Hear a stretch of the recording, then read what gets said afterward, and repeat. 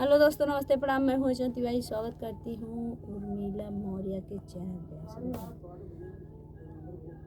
Hello दोस्त, नमस्ते, प्रणाम। मैं हूँ आपकी वंदना, स्वागत करती हूँ उर्मिला दीदी के चैनल पे आप सभी का। तो फ्रेंड, एक प्यारा सा गीत लेके आए हैं, कैसे लगेगा कमेंट बॉक्स में बताइएगा। ननद भाभी का नोक झोंक सोहर गीत। और उर्मिला दीदी के चैनल को ज़्यादा से ज़्यादा सपोर्ट करिएगा। ढेर सारा प्यार दुलार आशीर्वाद दीजिएगा। आशीर्वाद दीजिएगा। फ्रेंड, हमारा दांत दुख रहा है, निकल रहा है। हंस नहीं पा रहे हैं। वंदना बेटी, जिस चैनल से कम्युनिटी मारी हो उसका लिंक थोड़ा।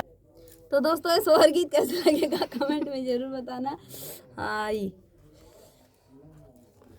झुर झुर बहेला पवन वार से हर से डोलई से हर से डोलई हो बहनी उठाली कमरिया से पीरा कोयलिया लागी बोलई कोयलिया लागी बोलई हो बहनी उठाली कमरिया से पीरा कोयलिया लागी बोलई कोयलिया लागी बोलाई हो।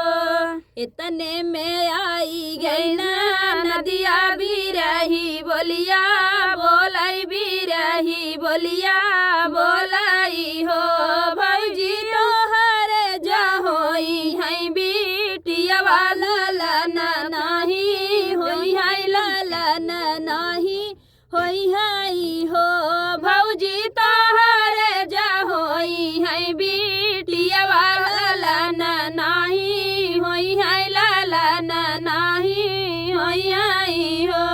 इतने में जना में लालनवा दर दिया दूरा भैले दर दिया दूरा भैले हो बहनी नाच लागी आंगने ना नदिया रहुआ भौजी ले भाई रहुआ भौजी ले भाई हो बहनी नंदने में नाच था ना नदिया रहुआ भौजी ले भाई रहुआ भौजी ले भाई हो।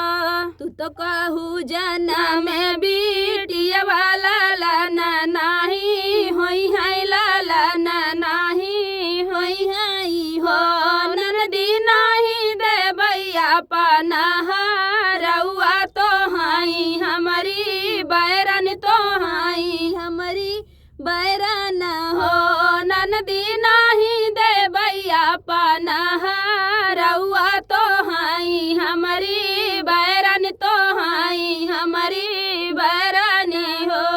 झुर झुर बहेला पवन वार से हरा से डोलैरा से हरा से डोलाई हो बहनी उठाली कमरिया से पीरा कोयलिया लागी बोलाई कोयलिया लागी बोलाई हो बहनी उठाली कमरिया से पीरा कोयलिया लागी बोलाई कोयलिया लागी बोलाई हो।